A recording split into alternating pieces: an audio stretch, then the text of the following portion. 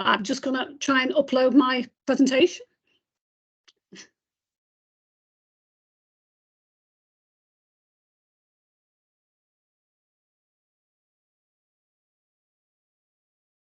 Right, fantastic. So can everybody see that?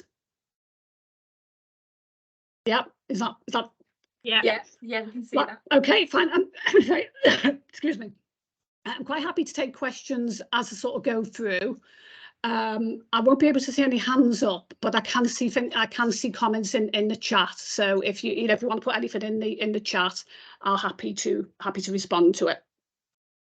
Okay, so I think probably we'll start off with probably the thing that you're most interested in today, which is we're approaching year end now.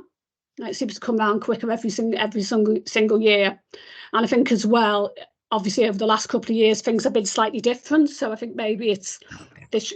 Previously we haven't had to enter some of the sort of manual indicators, so I think it's just trying to get back into the processes of how we used to sort of sign off QOF.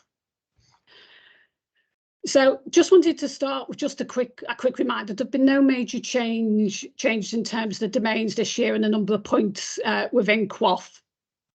Still 635 points, 71 indicators. QOF points £200 to £7.56 this year. There has been an increase in the average list size adjustments as well. So that's just a quick reminder. So just in terms of sort of thinking about once we get towards the year end and some of the things that we need to do, obviously just making sure that we can actually access CQRS. I know some people don't log in terribly frequently, particularly sometimes people are actually signing off the achievements. So obviously make sure you can log in. If your access has been disabled for because you haven't logged in for a while, then that can be reset by an administrator within your practice, or obviously you can contact the team if you haven't got anybody available to do that. Password resets we can't help you with. That's something that you need to go through to CQRS. So, and again, just making sure that everybody who needs to enter data can actually access the system. Next one, ensure you're participating in QOF for this year. I don't think we've got any issues with any of our practices, so that shouldn't be a problem. Then they need to sign up for the aspiration payment for 23-24. Now that's not yet open, so that opens in March, so towards the sort of middle of March. So there is a helpful checklist that hopefully you'll be able to click on the link there to actually access that. Most of the areas that are in that are covered in the presentation today. So they cover what we've talked about before and the manual indicators. But there's some additional information there, particularly around practices maybe that have merged or they've had any changes within year, and there's access to some frequently asked questions as well there. So that's a really useful source. So again, normal stuff, just to encourage to have to maintain your clinical system audit reports, just to make sure if there are any problems that you can actually access that data to support your achievement claims. I mean, it doesn't happen very often, but there have been the odd instances where data has not been extracted correctly or extracted at all in some cases.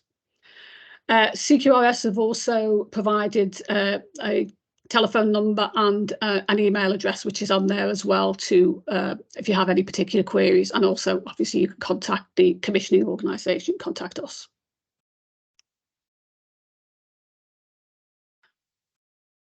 So for this year, there are only 4 manual indicators. So these are just the QI indicators, which are the prescription drug dependency and the access to general practice. I put the link on there to the guidance, which hopefully you should be able to click that and open that. We had a communication from CQRS today to say that the manual indicators are now open for submission, so you can go in and accept those ones now. I think they're just a yes/no indicators, so they are actually live now. And again, just listing out what those manual indicators are for you. I think on the next slide, sorry, there should be a link to the guidance and the template, sorry, which was on you can pick up from that slide. Right, so again, I'm sure you all have done this millions of times before, but just a quick reminder of how to review your QOF achievement data on CQRS. I think most of you agree CQRS is not the most user-friendly system, and sometimes if you haven't gone into it for a while, it's quite difficult to navigate. So again, that's just there, so you've got all the information in one place. So network contractors, again, just a quick reminder that all practices need to be signed up to that as well once it's been offered. And again, I don't think that's an issue across GM. So I don't know if anyone's got any questions on the year end. Or, as I say, if you think of anything, then just put something in the chat. So that's the timeline for the year end. The QOF works quite nicely this year. It's always quite handy when it falls on a Friday, and then the extraction taking place obviously over the weekend, and hopefully all the information will be ready for declaration by the following Thursday. Right, so I just wanted to move on to friends and family test. So this has been a contractual requirement for some years, and it was reintroduced again after the pandemic from the 1st of April 2022. So I think there was a sort of a light touch because of the the issues that were facing practices and still facing practices in terms of sort of capacity and demand for services. So the survey opens the first working day of each month following the previous month of data collection. And the deadline is the 12th working day of the month following the date of collection. And it closes at midnight. So once that collection actually closes, you can't actually enter any data. And so you can't do it sort of retrospectively. So I've just got the data for the next 2 submissions. I think what we're planning to do as a team is to send out for the next financial year a sort of a timetable of deadlines for various things at CQRS and all the rest of it. So we'll be putting that together to send out to practices. So the monitoring of this data, we haven't monitored this data. We haven't been sending out the notification letters in line with this sort of light touch approach.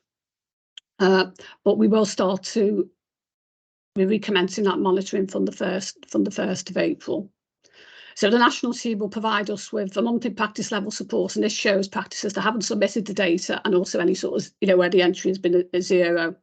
So we will then start sending out reminder notices to practices, and ultimately failure to submit for 3 months may lead to issue of a breach notice. So obviously we don't want to get into that position with our practices. So I'm sorry, I can see somebody's got a hand up. I think it's Suzanne. Yeah, it's me. I have to say, I did know it was starting back. We haven't stopped doing it, friends and family, but I haven't submitted anything. I didn't know it was on CQRS again. I'm just wondering, do I have to do something like? Do I have to opt in, or has it been an offered service? Because I don't get any reminders on CQRS or anything for it. Right, we will be sending out some communications hopefully next week. So we will send something out just as a bit of a reminder. I think something did go out. It was quite a while ago, so I think we're just going to recirculate that. We'll send out some comms to practices just to make sure we're up and running with this again. So it is on CQRS if I hunt for it, if I look for it. As far as I'm aware, but I would take that question back and I'll double check. All right, thank you. Thanks very much. We've got another hand. Kelly? Hi, we used to get a reminder every month that came from CQRS directly to click on. So is there any chance of getting that reinstated? I'll follow that up with CQRS. I mean, that certainly would be helpful, isn't it, if it's actually within the system? So I'll follow that up, and as I say, well, pick that up in the communications. And another hand from Mohammed. Yeah, just a couple of questions. So we received the reminder quite late, like in October, we have started filling in on CQRS. We got an offer service as well. So we are doing it.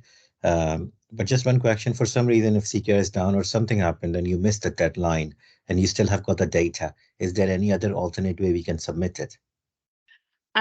Again, I will pick that up with CQRS, but I believe we have raised that query before. And I think it's just basically closed and then publish the data. So I certainly will follow up as to, you know, if it's possible to sort of submit it subsequently. But my understanding is that it's not. Okay, thank you. And a question from Adam. Just to follow up on that point, so I have asked that question in the past when we'd missed the submission, and the advice I was given was to basically just lump it in with the following month's submission. So, you know, if you miss April, then in May, put both April and May's data on at the same time. Right. Okay. I mean, that's yeah. I'll pick that up as well, because again, at least we have actually got that data. So that seems like a sensible solution. Okay, sorry, I can't see any more hands. I think that's it. Yeah, for now. Okay, thank you very much. Sometimes you can see it if person's on camera, other times you can't. No worries. So I mean, I think that's partly why I wanted to talk about it today, to give you a bit of advance notice. So hopefully we'll, you know, sort of be up and running as soon as possible. But there will be some communications which we will send out to practices, which should come out next week. And I think we are including that in the newsletter as well. So if you miss one, hopefully you pick it up in the newsletter. So the other thing that I wanted to talk about today is the immediate and eight-day removals. This is we have noticed that there's been quite an increase in the number of removals from practices across GM, and that's evident in all localities. And I'm sure this part of the reason for this is following the pandemic, and I think we've certainly had lots of reports of much more abuse in practices, not just GP practices, across the whole of primary care, both in sort of pharmacies, dentistry, optometrists. So it does seem to be an unfortunate trend, and inevitably this is reflected in the figures. So I thought it'd be a good opportunity just to sort of see, is this still, are people still feeling that this is still a big problem in terms of abuse, or has there been any drop off in it, or is it still something that's evident within general practice? Mike? Yeah, hi there. We actually discussed this. So I'm the North West England rep for the RGPM as well, and we were discussing this not too long ago. And I think what's dropped off is the high level abuse.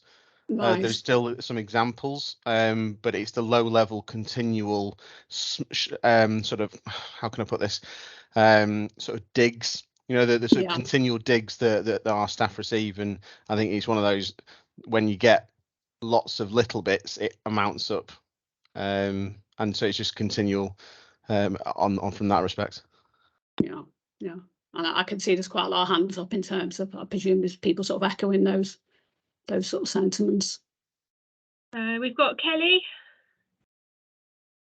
Hi, yeah, I am sort of echoing what's just been said. It is that low level, but also, what do we do about these patients who are constantly not attending appointments? Obviously we're all very strapped in primary care, and there isn't sort of any repercussions for the patients who constantly do not attend. And the biggest one of the things is the QOF, you know, for the childhood IMS, that practices get penalised because there's no exception reporting for children that do not attend. And we have one patient who's DNA'd over 20 appointments. What do you do with those kind of patients? I mean, in terms of for the childhood, is that where the not attend, or they've just said that they want to opt out?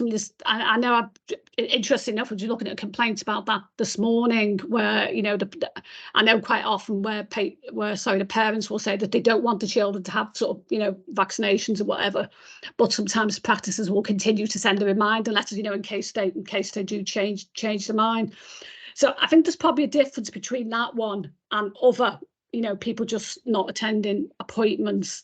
And I think most practices do have policies, and it is something that you could remove a patient for, you know, for sort of persistently not attending appointments. I think sometimes this is more difficult as well now, you know, whether sometimes it's telephone consultations where sometimes, you know, it's not always quite clear when you've got to call a patient back and they may not be able to take a call. So I think that is possibly adding to that problem as well. Yeah, for me, it was more about the child DIMS and, you know, looking at QoF and etc. But also, you know, on the other side, going back to the abuse, you know, I would echo that it is that low key abuse that patients aren't being seen in secondary care, and then they're kicking off with primary care because they're not being seen. So we are seeing an increase. In fact, I would probably say I receive at least one complaint a day at the minute, of a little niggle. Yeah. So, I mean, in terms of, I mean, just generally in terms of, do you, I mean, I suppose it depends. If you're getting sort of low level stuff, it's not the sort of stuff that you've got time probably to send out warning letters. And I know, you know, sometimes obviously if it's more serious, then a warning letter I think is a good way of sort of challenging sort of patient behaviour. But I appreciate it is a sort of significant problem. We did send out some communications as well about a sort of national training course that was on offer for sort of reception staff to help sort of deal with some of these queries. So I don't know, have people seen that or have people accessed that training, and have they found it useful? Has anybody attended any of that training at all?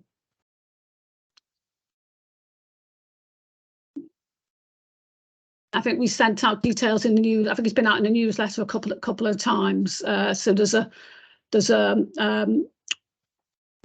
two offers. I think there's a face-to-face training or Teams-based training, and there's also there's a sort of like an online training module as well. So I don't know if anyone's found that helpful at all.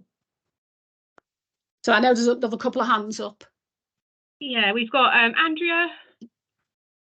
Hiya. I thought I'd seen it all until I started getting abused via text message.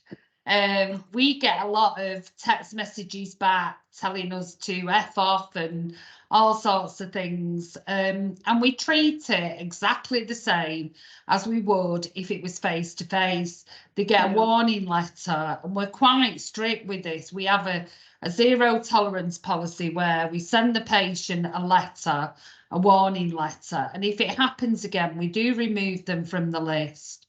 Because whether it's via text message, over the telephone, face to face, we just feel that it's unacceptable and we deal with it. But yeah, text message is the next big thing.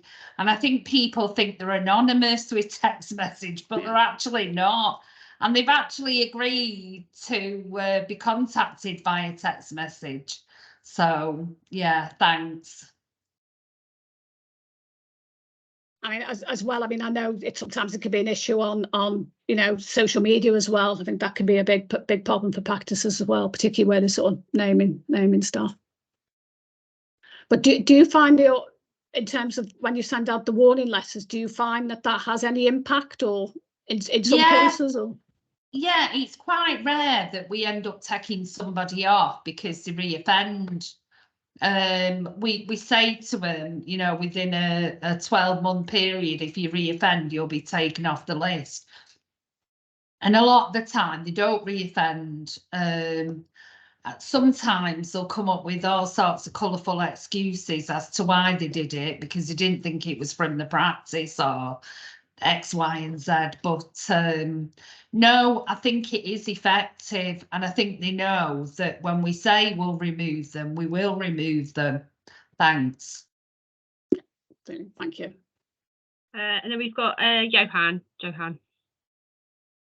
Hiya. I appreciate everyone's got different experiences, different populations. You know, I've been here for 20 years, yeah, and I've not removed, well, I think I've removed one person in 17 years, and I've had to remove 5 in 2. Yeah. I wanted to just raise, I suppose, the fact that I find it quite frustrating, the rules that are in place, which where we get challenged, because I wouldn't lightly remove somebody, but it kind of the terms of the removal is that the GP has to decide, which seems to take some sort of,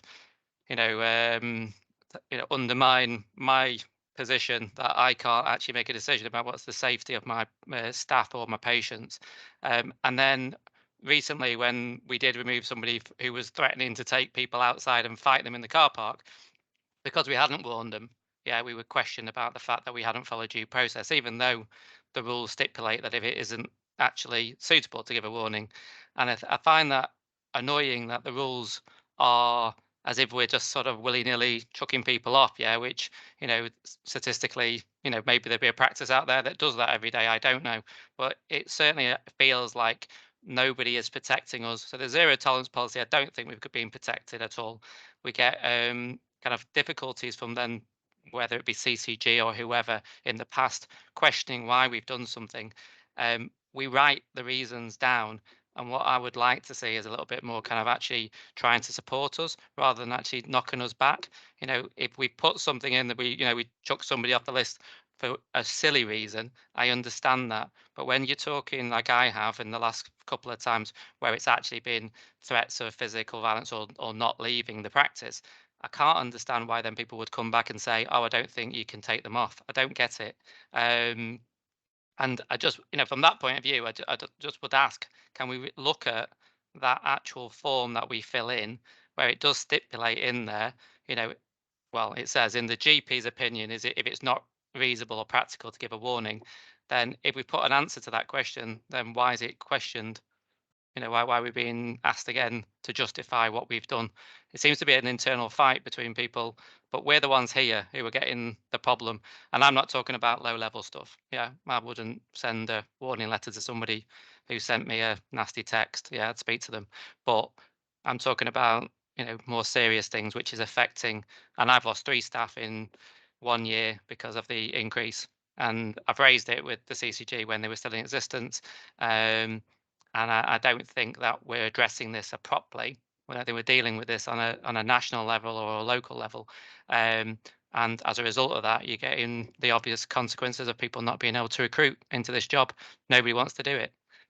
And you're seeing this happening in teaching as well now. So we've got to do something a bit more collectively, rather than saying we've got zero tolerance, but we don't really have zero tolerance because we're not actually all following those rules and being supported. Yeah, I mean, just to come back on, we do actually get a lot of complaints about, from patients about being removed, and obviously we do have to, unfortunately, we have to go through those process of investigating those complaints, and quite often that's when we go back to practice. But I know, I mean, I tend to be the person who deals with most of these complaints, and sometimes we talk about where a patient has been removed and there has been no warning, and certainly we would, if we feel that is the appropriate thing to do from what's actually happened to that patient, we would support practices in terms of sort of doing that. But I think the problem is we don't see that letter until there's an investigation into the patient's complaint. So I think it's part of that process. So maybe that needs to be something we need to work with the complaints team around, because I'm sure you must also not only have to deal with this abuse, but you then also get complaints because a patient has been removed afterwards. And again, that takes up a considerable amount of your time and my time as well in terms of sort of dealing with that. So I hear that. Yeah, I think the problem is that these people who do this, it's not their first time. They're kind of serial kind of abusers. So they now know how to play the system so they will quote, oh, you can't do this, you've not given me a warning, you can't do this, blah, blah. But this is very, very disruptive. And the bit, that what I'm trying to say is we have to fill a form in, don't we? And when it's been questioned before, the person who's questioning me hasn't read the form. So I'm doing it twice, aren't I? I'm sending in a form. Fortunately, I don't do this very often, but this is why I'm so frustrated with it, is I'm writing a form and I'm the one that's experiencing it, and therefore it's kind of very raw and emotional to me. Then unless I'm not writing it in a way which is plain English, then I've explained quite clearly what the problem is. I just think that kind of there's a a little bit more of a siding towards the patient that, oh, actually, yeah, let's kind of keep them on. Because I've had people here say they will leave if this patient is not removed because of what they've done, and not one person, but multiple. If there's a proper breakdown of relationship, then, you know, which is, you know, I do get it must be difficult if there's people that kind of are constantly chucking people off the list, but, you know, I'm not aware of that myself, but I'm just saying that if we write down why, then I'd find it doesn't feel like we're being supported. That's what I mean. It doesn't feel like that, and it certainly doesn't feel like that for the staff who are taking the abuse. And that's for the serious stuff. They take abuse all day, every day, and it's a social problem which hasn't been addressed, of people thinking they can just be rude to people.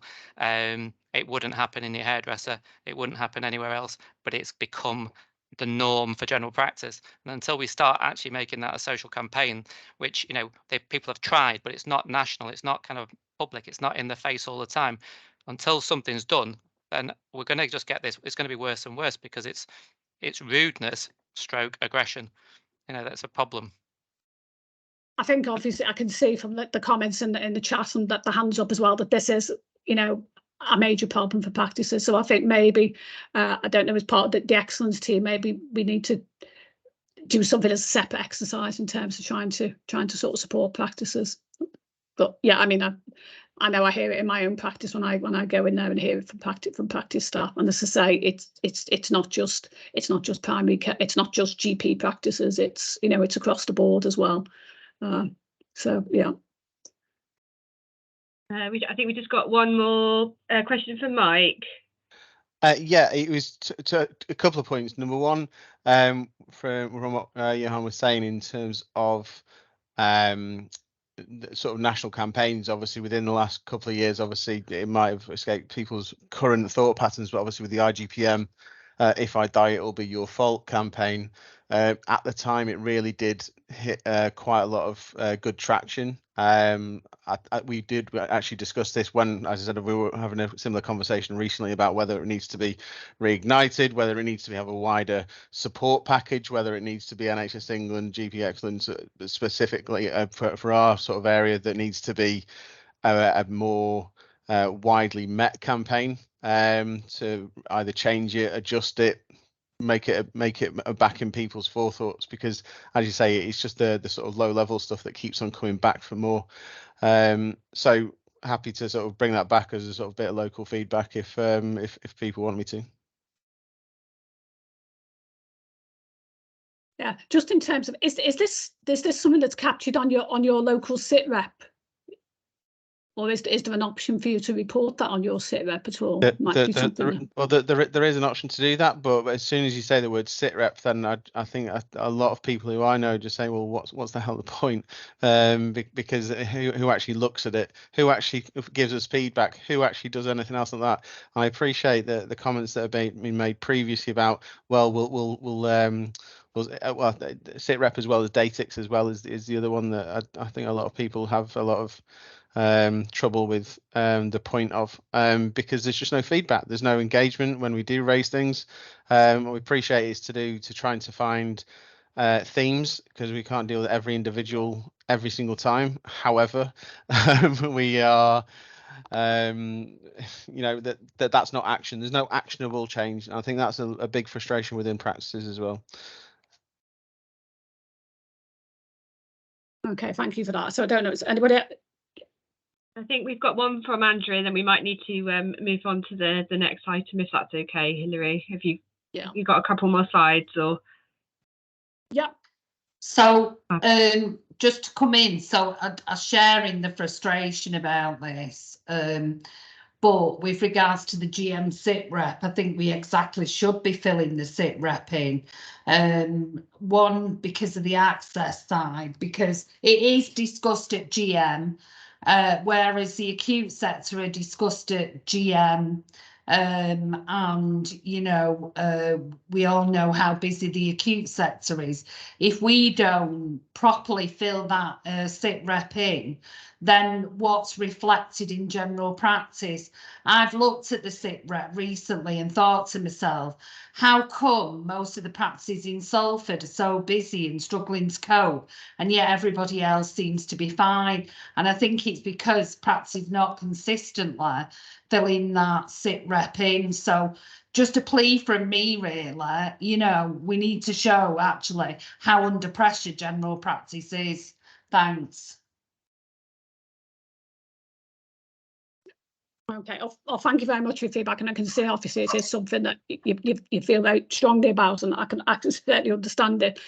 But just in terms of what I will say is that what I'm just trying to sort of reiterate is what the sort of policy is, because obviously we just need to make sure that when you do go through the process of removing patients, that it is done properly, and then it does make it much more difficult for a patient to challenge, you know, to sort of challenge that sort of removal. So I mean, basically, we're just talking about immediate and 8-day removal. So this is where you actually are ending the relationship with a patient, and it's not because the patient has moved outside your practice area. So again, there are some sort of guidance and resources just to sort of define what those, you know, unacceptable and unreasonable behaviours are. So again, we did, I think somebody did raise there about the giving a warning. Now, the requirements are normally that, you know, within 12 months of the request to remove a patient, that they should have had a warning within the previous 12 months. But there are exceptions to that, and they do allow for removal in limited circumstances. And again, that's where it might be harmful to the patient's sort of physical or mental health, put staff or other relevant persons at risk, or not reasonable or practical. So there are options to remove a patient without warning. So guidance does state that the providers will need to consider the service user's mental health, clinical presentation, neurodiversity, and other health conditions that may influence behaviour. I mean, obviously, you know your patients best, and sometimes it might be, you know, a particular health crisis for a patient and it is out of character for that particular patient. So I think it's just, you know, obviously bearing those things in mind, and I'm sure you do. Yeah, I see what someone said about. Yeah, I mean, I agree. It doesn't change it in terms of the impact for member staff when they're on the end of the abuse. So again, BMA gives advice. Hilary, I'm so sorry to interrupt. I think are you sharing some slides, because we've lost your slides? Oh right, okay. They should still be there. Are they still there? I can see them. No. Oh, is it just me? Yeah, I can see them. Okay. Might be Kerry. Just me. Sorry, Hilary, to interrupt. Yeah, no problem. So again, BMA sort of does give some advice on this as well. I'm not sure what there is sort of locally on your local sort of BMA site that some. I think one of somebody did raise that sometimes actually writing to patients rather than giving a verbal warning can have an impact and change patients' behaviour. So. So again, it also gives you an opportunity to sort of share maybe your own sort of acceptable behaviour policy that you may have within your practice. And there's a couple of quite good templates. So I don't know, I think, you know, if practices do use warning letters, do they have them on their system? And, you know, do they actually, I mean, sometimes I've seen letters that have been written out to patients and they don't always sort of specify what, you know, the very sort of general, they don't necessarily specify what the behaviour is that's, you know, sort of led to the warning. And I know sometimes it could be quite difficult, but I mean, if a patient is coming in and effing and blinding, I mean, my personal view would be that I would be quoting what they actually said verbatim. You know, what they've actually said. I think it's quite important as well to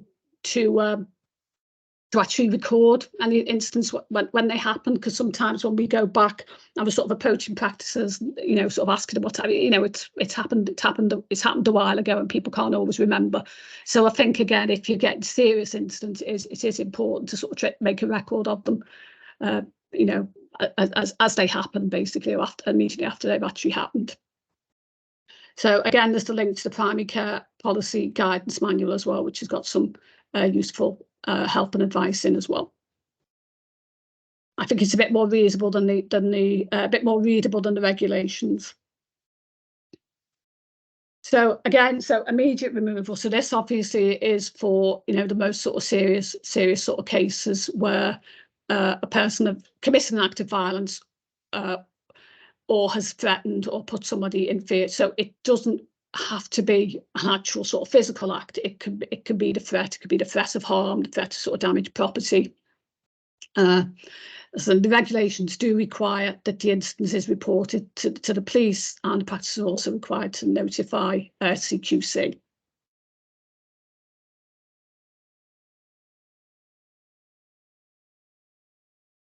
So again, to PCSE, the request for the removal can be made either by phone or by email, and PCSE will request the police incident number. So the patient, the regulations do require that the practice should notify the patient, but not if it was, you know, it might cause some harm or put staff at risk. It might cause harm to the patient or put staff at risk. So the PCSE will allocate the patient and will write to the patient and notify them of the allocation to the special allocation scheme. Special, yeah. And then the practice is required to submit that follow-up report in writing as well.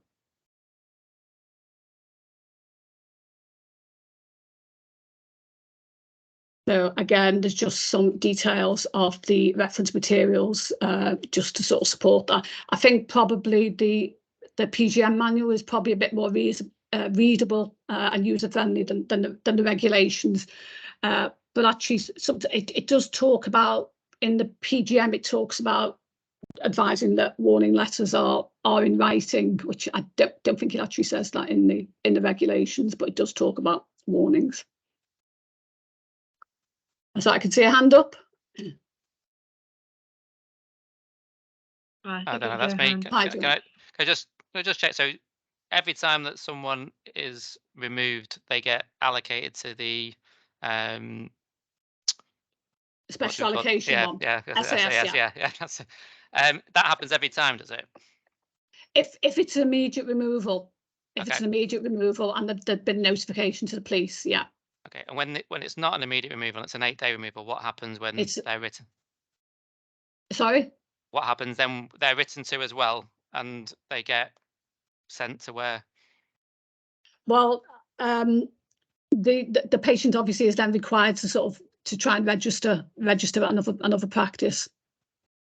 Okay, so in what happens when a patient's been sent to the SAS? What happens when they actually then are no longer part of that, and because we've seen lots of people where they've kind of come where they have previously been on that scheme, but then they're registering with us, or or been to another practice since and then registering with us. So is there a certain period of time that they're allocated to that before they get put back into the wild?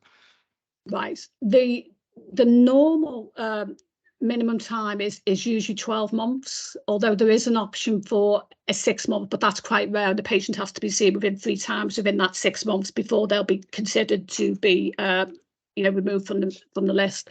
But they shouldn't be discharged from the SAS until they have been.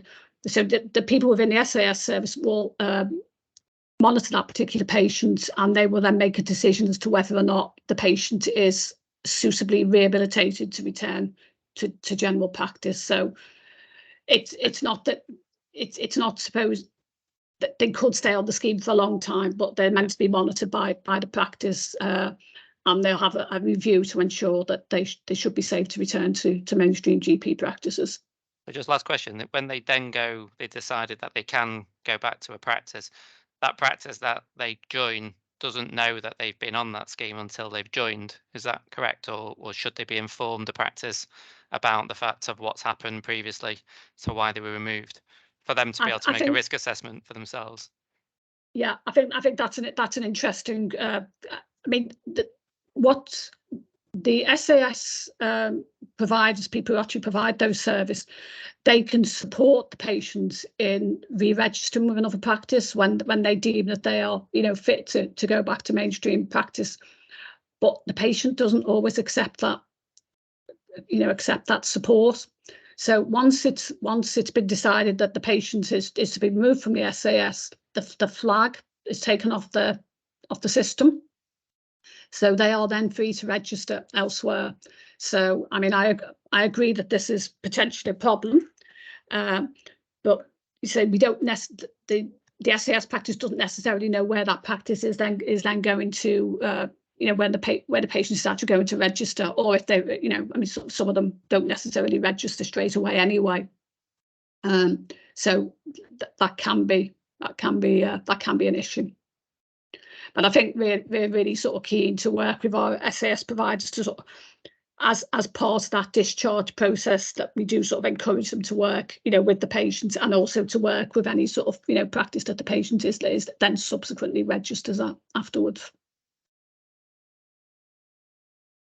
Can I suggest that if anyone's got any more questions, would they be able to contact you on email, Hilary? Would that be okay? Yeah, I'll put my details in there. Yeah, that'd be lovely. Thank you. I'm just aware of time, and need to move on to our workforce update, I believe, Kerry.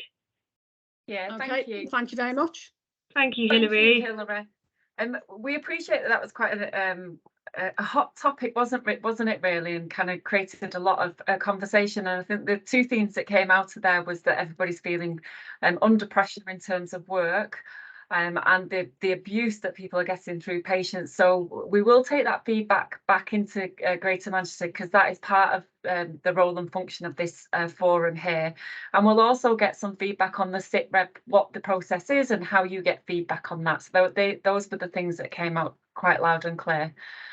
I'm just going to share with you a very short update around the skilled worker visa. So hopefully you will, I'm going to use a little bit of technology, and hopefully you will be able to hear this. Hi everybody, my name's Kerry Porter. I'm Primary Care Workforce Programme Manager at Greater Manchester. Hello, my name's Amina Patel. I am Project Support on the Workforce Transformation team. And we're here today to talk to you about the skilled worker visa. Not sure if you're familiar with this, some of you may have heard of a Tier 2. And basically a Tier 2 is the main immigration route for skilled workers to be employed in the UK. And since Brexit, it also includes and applies to EEA citizens. So why are we here talking to you about this? And basically a licence will open up recruitment opportunities for you. It's really important to understand that as GPs specifically are on their training programme, they're currently sponsored by Health Education England. But once they qualify, they need to find an employer who holds a licence. We know we have a large number of international medical graduates taking up or opting to undertake GP training in England. And actually in 2022, that figure was about 700 trainee doctors. So obtaining a licence could broaden your recruitment and access to these GPs. And GPs are also on the shortage occupation list, so it does make the process a little easier. In terms of what does it involve, it is an online application, so it's pretty straightforward, especially if you're organised and have all your documentation to hand. There is a fee involved, but Greater Manchester are reimbursing that fee. So what I would say to you is, why not have a skilled worker licence? The process is valid for 4 years once you have that licence. And we also have dedicated support from a specialist solicitor. I'm going to hand over to Amina. She's going to tell you a little bit more about a current offer that we have. I think Amina's on the call.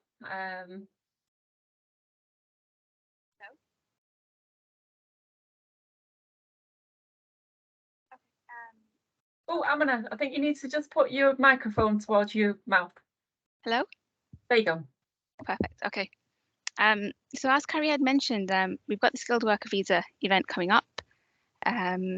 So we're looking to put an event on sometime towards the end of May, beginning of June. We'll have 2 sessions. One will be from 10 till 12 and one from 1 till 3.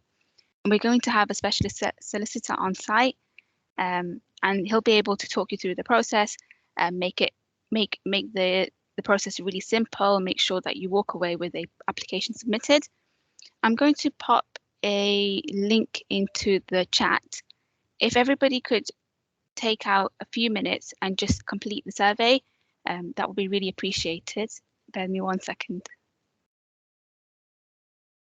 The survey only has 3 questions inside as well. It's just to give us an idea of the interest and how we can set the event up. So in terms of the event, we haven't set a specific date yet. But as I said, it'll be towards the end of May. So when you click on the survey, there's 3 questions. The first question is, would someone from your practice be available to come?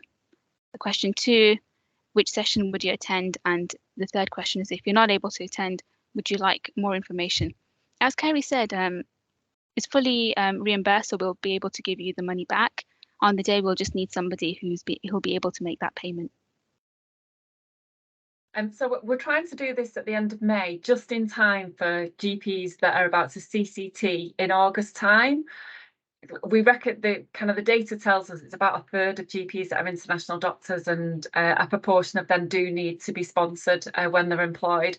So it just opens up the route for you, really. And thank you for the comments from Wendy in the chat, who's been through this process, has a license, and from her perspective found it fairly straightforward. Anybody got any questions? Have we got a hand up from Mike? Yeah, not a question per se. It's more sort of echoing a couple of comments down there. I've literally just submitted our application as well about 2-3 weeks ago, after probably about 18 months worth of procrastination, for want of a better phrase. So when the solicitor actually gave me a document, which was basically have all this information beforehand and you'll be fine, it was ace. There's no problem in terms of going through the actual process. I think, to be honest, if that could be circulated before, I think you'd probably get a lot better traction on whether people would need to come to an event or not, because it's very easy to sort of follow the questions that were sort of laid out and the information you need beforehand. I'm saying that it's not before it's actually been granted, so I may have messed up. So it may not have been as easy as I currently think it was. But no, it's great. The actual document that we got sent was very helpful. So if anybody is interested in obtaining the license, but they don't feel the session would be useful, if you just pop it in the survey, the last question, which is question number 3, if you leave your email, we'll be able to send you more documentation. And if you wanted to do it without coming to the event, that's also possible. Okay, thank you. Oh, I think someone's got their hand up. Hi. Hi. Just one question. I returned to my practice when we'd already, I think we'd got the license, and then we were taking on a GP. Am I right in thinking there's a approximately £900 payment that you make per applicant, which is not refundable? No, the certificate of sponsorship should be round about £199. So the actual license cost, it depends how big your organisation is, but it costs just over £500 or just over £1,000. And then there is a cost on top of that for the certificate of sponsorship. You might be referring to this. There's a bit of a fast track service. You might be referring to that, but that £900 fee doesn't ring bells with me at all. That's not a number that I'm familiar with. Okay, so if you want to drop me a line outside, yes, please. By all means, I can look into it for you. Yeah. Okay, thanks, Kerry. Thanks. Anybody else? We've got Jang. You've got a question? Might be a legacy hand. Or Shazia? Might be a legacy hand as well. No problem. Well, you have my email, and obviously Amina will put her email in. The details will be included in the slides, so feel free to drop us a line. Okay, I am actually going to hand over to Rose and Lorna now from GP Excellence for their update. Thanks, Kerry. Good afternoon, everyone. For those of you who don't know me, my name's Lorna Laughlin. I work on the GP Excellence team as a practice manager advisor. I just wanted to spend a couple of minutes today just telling you about our current offers and what's coming up in the new financial year. So we have been rolling out a new to partnership programme in January to March. Hopefully for anybody that would be of interest to is already aware of it and has signed up to the programme. If not, please drop us an email. It's something that we may be able to provide for you in the future. You should also have seen our recent comms about some e-learning that we're offering through the PMA, providing certificates in either GP finance or HR management that's related to general practice. And our up and coming offers, we're going to be developing a PCN development programme. The idea behind that is that it'll be a rolling 12-month programme focusing on leadership and development for people involved with senior roles within a PCN. We expect to start that in the new year. It'll run throughout the year at different times. There'll be a number of different modular programs, and you'll be able to pick and choose which ones of those are most applicable to you. You'll get some emails obviously telling you all about that and being able to select the options that you want to attend nearer the time. We are using the RCGP to facilitate some succession planning training for us. Initially, that will be delivered as a webinar, likely to be around June time. Again, helping practices with succession planning, focusing on the topic for practices who may have either a partner or a practice manager coming up for retirement in the next, couple of years, and thinking about what they need to do to prepare for that and make sure that everything runs smoothly. If the practices do need some additional support, there'll be an additional offer around that for practices to kind of self-refer for some additional support, some bespoke support to discuss their own requirements around succession planning individually. We're looking at doing something which at the moment we're calling a deep dive. We're not quite sure what the name of that's going to be, but that's going to be an offer for practices who have been through some significant organisational change. So that could be anything from new partners coming in, new practice manager joining the practice, it could be a merger, it could be significant change to your patient list size, it could be moving premises, anything that has affected you from an organisational or a transformational aspect. And it will be support around helping you focus on where you're at now, where do you want to be, what's working well, how do you need to get to where you want to be if you're not quite there yet. And that'll be facilitated by the RCGP, and there'll be some individual support for practices around that. And finally, this is in the very early planning stages, but we're looking at doing something around supporting practices with regards to finances.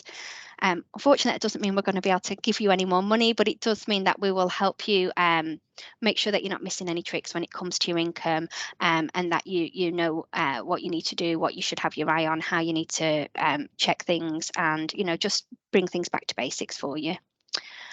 If there's any questions, I'm conscious that I'm already over on our time. If you want to pop something in the chat and I'll get back to you all individually, that'd be great. Thank you.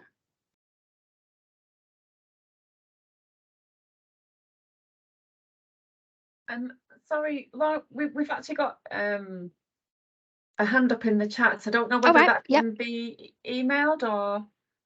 If there's just one, Kerry, then happy to answer it now if I'm not going to hold things up too much. It's gone down. Oh, sorry. That's okay. If anyone does have anything, we'll put our email address in the chat for those of you who don't have it. Oh, and the only other thing I suppose to remember is that we are always available. So whilst we do these offers that are available to multiple practices, don't forget that we're here for individual support as well if you want it.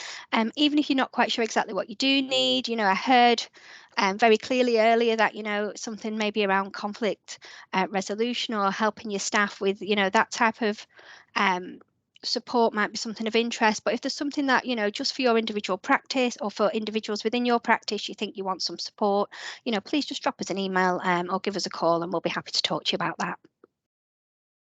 Fantastic. Thanks Kerry. Thank you. We will share the slides, so there will be further information on there as well as links to the website. Okay, thanks everybody.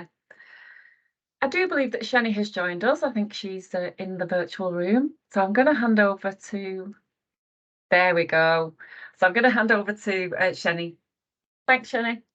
Brilliant, thanks, Kerry. And for a slight change in pace, my name's Sheni Ravji-Smith. I'm the Head of System OD Leadership and Wellbeing, and I'm here for the next 15-20 minutes to talk to you about financial wellbeing from a support for workforce perspective.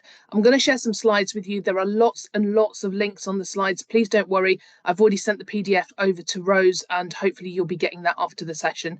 So you don't need to kind of take pictures or notes because all the links will be there already.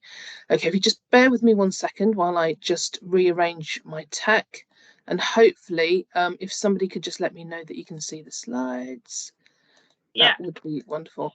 Brilliant, thank you so much. Okay, so I'm going to talk really, really fast, so please bear with me, but I'm going to try and cover lots and lots of different things around financial wellbeing. So we know that good well-being is when we're able to be at our best. And the last couple of years have really taught us that we can't just think about what well-being looks like in the workplace. This is about the whole person. So it's about how we support the individual out and inside work as well.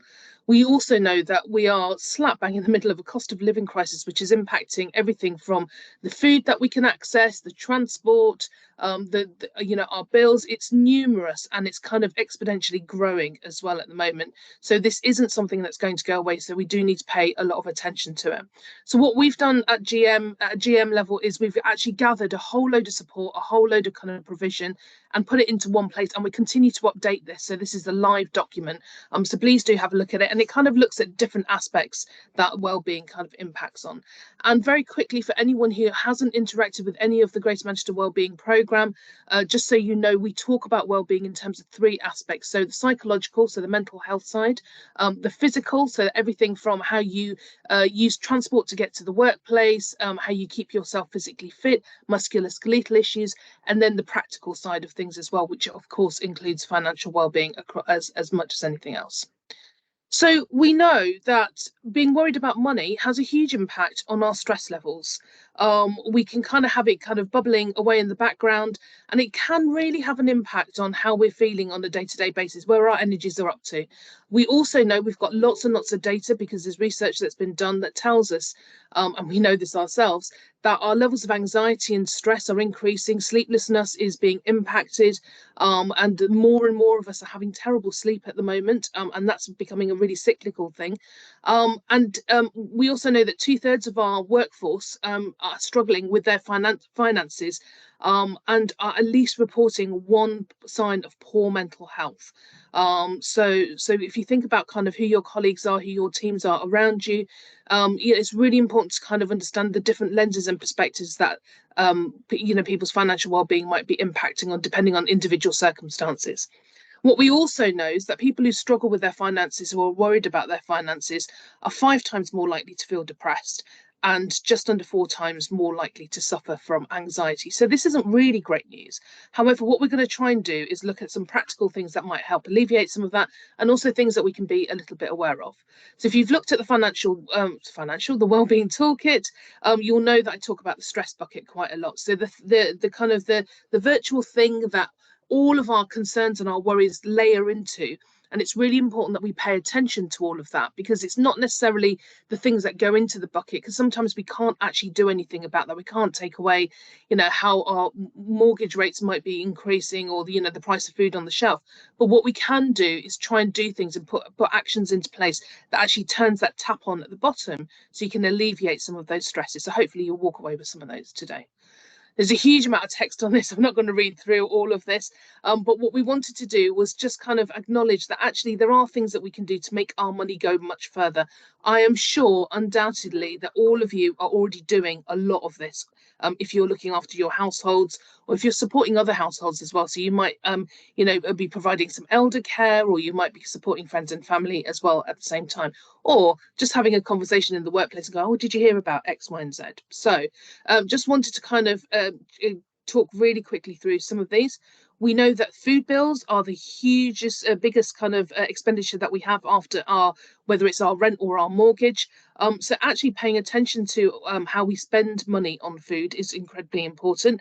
That doesn't necessarily mean we have to cut back on lots of things, but actually being smarter about how we do it.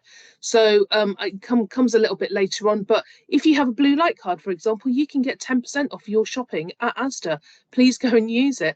Go and do smart shopping kind of in different supermarkets, swap your brands. I know I've certainly been doing a little bit of that, and actually it's a little bit surprising how once I'd let go of my associations with what brands I wanted, actually I could find other things out there. So do have a look at that.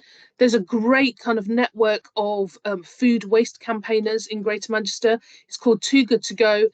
What tends to happen is restaurateurs and cafes at the end of the day basically get rid of food at nearly about 15 to 20% of the price that they would have sold it a couple of hours earlier on the shelves. So please do have a look at that. I know lots and lots of colleagues are using that at the moment, and will, you know, pick up little treats or lots of pastries or, you know, whole entire meals that they can take home to their family. Money Saving Expert, I'm a huge fan of this. I'm sure you all know who Martin Lewis is. He specifically put together a guide for health and care workers. The link is on the slide. Please do have a look at it. If you do need to access a food bank, please have a look at the Trussell Trust. They are probably the most up-to-date place, and I'll talk a little bit more about some more local kind of provision. And please tell somebody that that's the position that you're in. We're hearing more and more stories about people making a decision to put food in their fridge for their children, or eating themselves, or making the decision to pay for transport to get to work.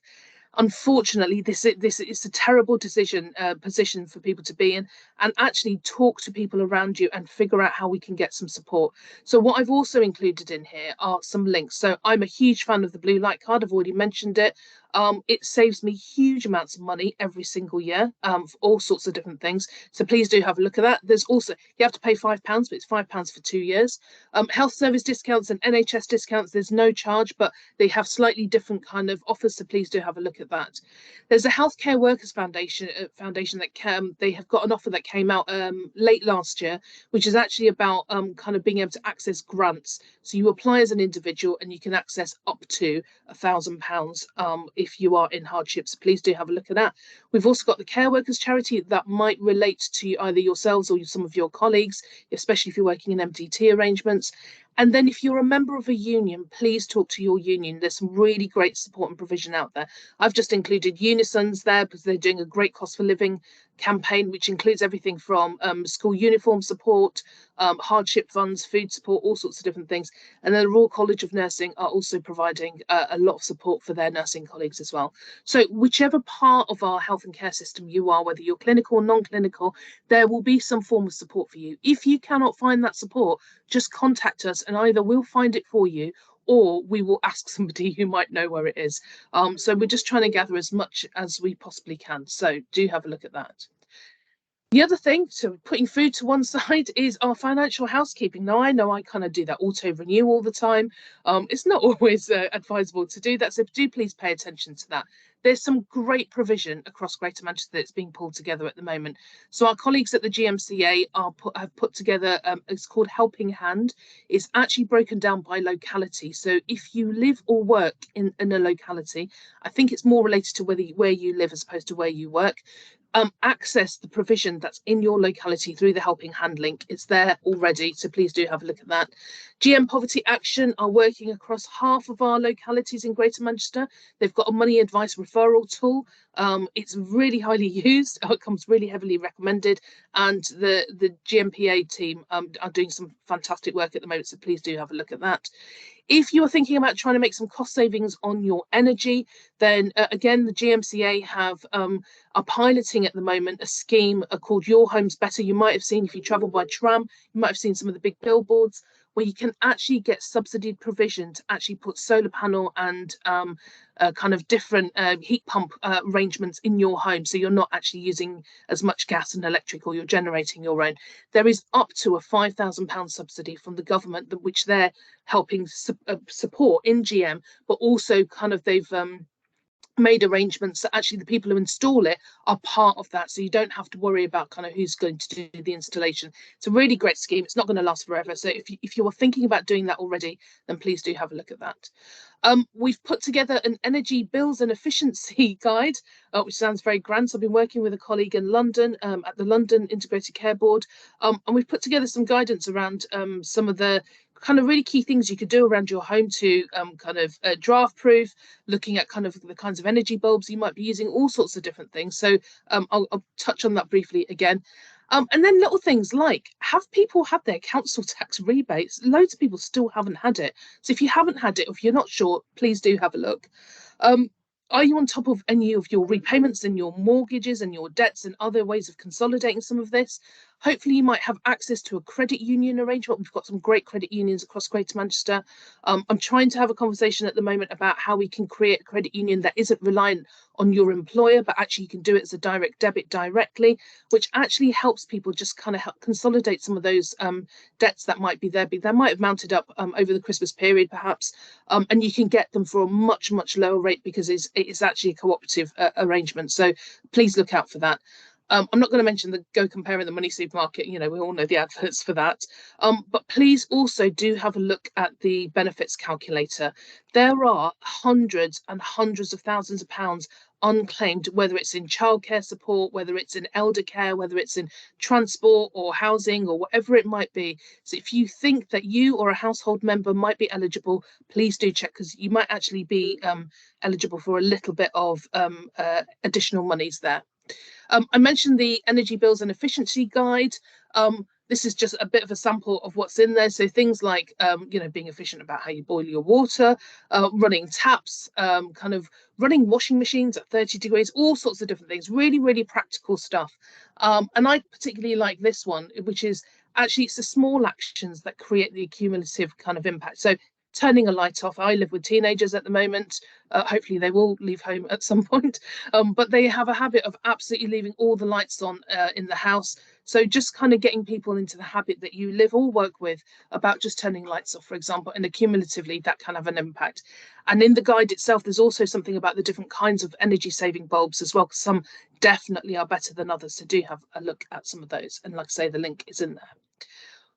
Ooh, there's a whole load of stuff. Right. One of the things that actually what we're finding at the moment, especially when we're talking about financial well-being and anxiety, is that people are feeling really overwhelmed, not knowing where to start, or not actually perhaps being as financially savvy as they'd like to be. So there's a really simple tool. This comes from the Wellbeing Toolkit. Please do have a look at it. The link's on here. And it really talks about kind of helping you understand what you're able to kind of have an impact on, and actually the things that you can't necessarily do anything about, but still there. And if you're a list maker, you will completely understand this. So have a think about the things that are impacting on your financial well-being. Where are your pinch points? And actually decide, is it something that you can do something about, or is it something that's out of your control? And if it's out of your control, then please do just try to put it to one side and try not to worry about it as much as the things that you can do something about. And then if you can do something about them, just put those actions into place. So do have a look at that. It sounds really simple. I know that when you're at that crunch point, it's not as easy as that, but please do just have a little bit of a consideration around the things that you could do something about, and put them into action, or ask for help where you're able to.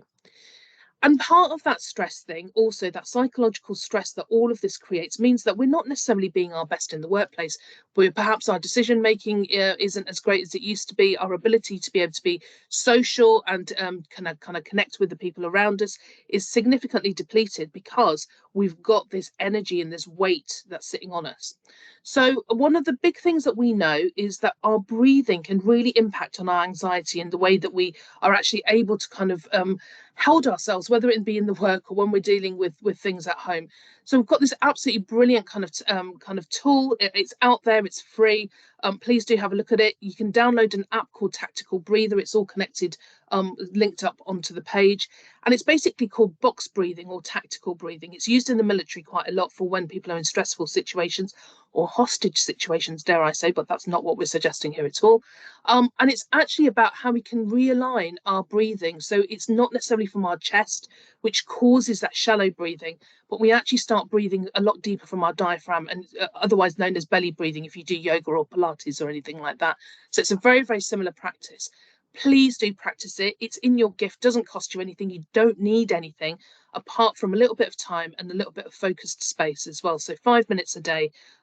I've been practicing it for a little while, and it really does help and it does work. So, but very simply, you hold your breath for 4, you breathe out very slowly for 4, you hold that breath for 4, you breathe in very slowly for 4, and it's just a cyclical process. Sounds really simple. It genuinely does help. So please do have a look at it, and practice it for yourself. And if it works, it works. And if it doesn't, then that's okay. At least you've tried it. The other thing that we know that stress and anxiety, especially around all of this, does and impacts on our physical well-being is it impacts on our ability to sleep well, shoulder pain, neck pain, back pain. So all of those MSK kind of impacts that we know that you probably see kind of coming into the surgeries on a regular basis.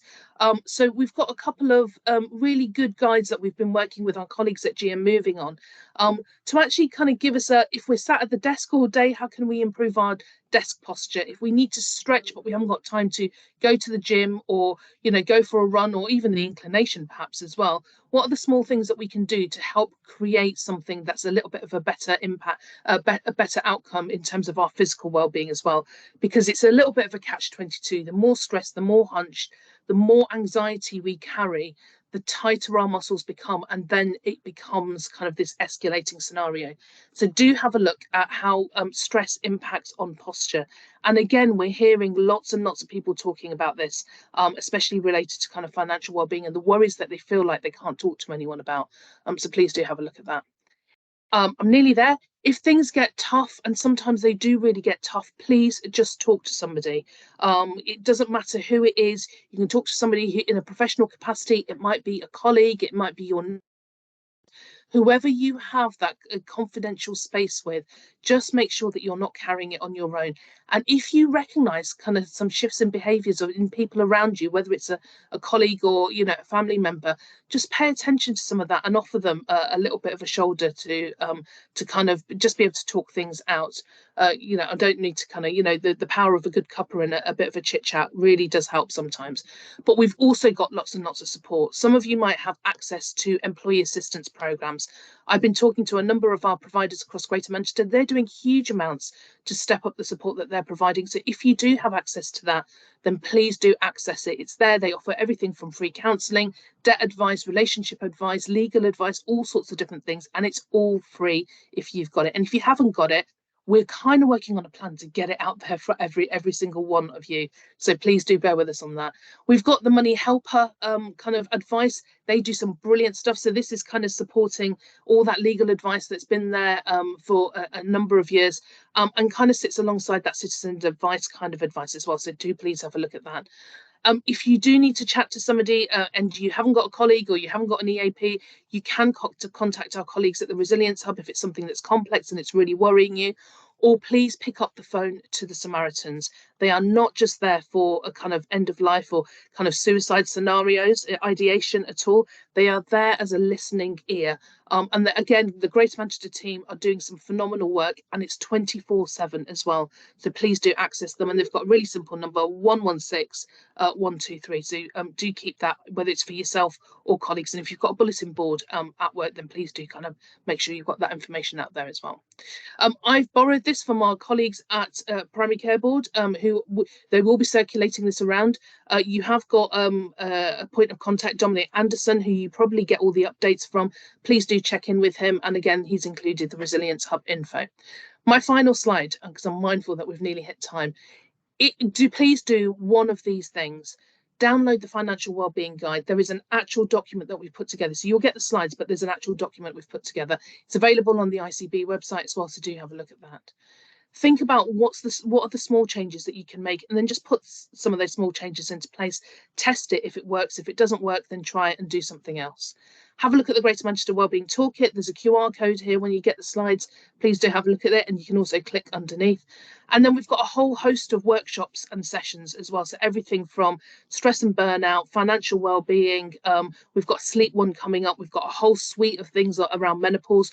All of these things are interrelated with how we cope with our ability to be able to be resilient across kind of our financial well-being.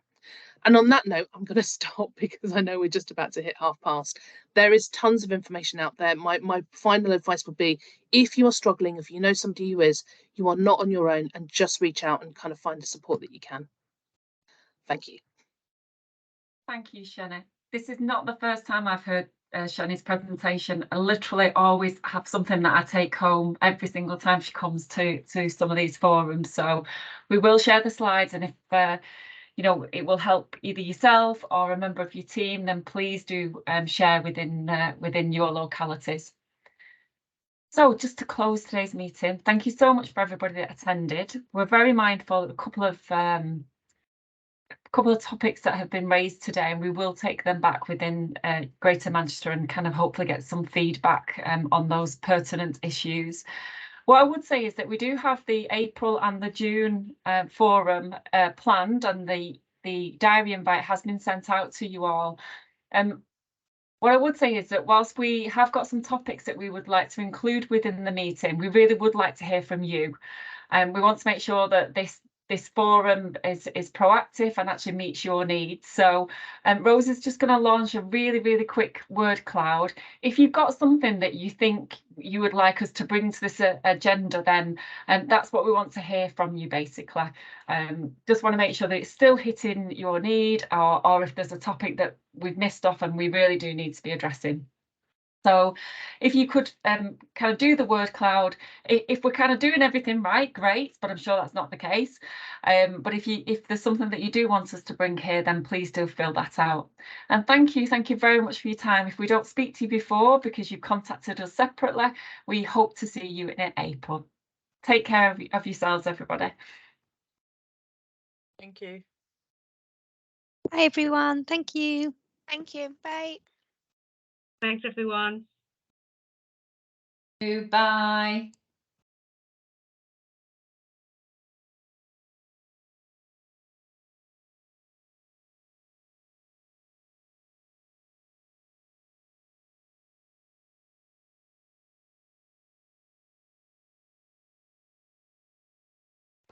Bye, thank you. Bye.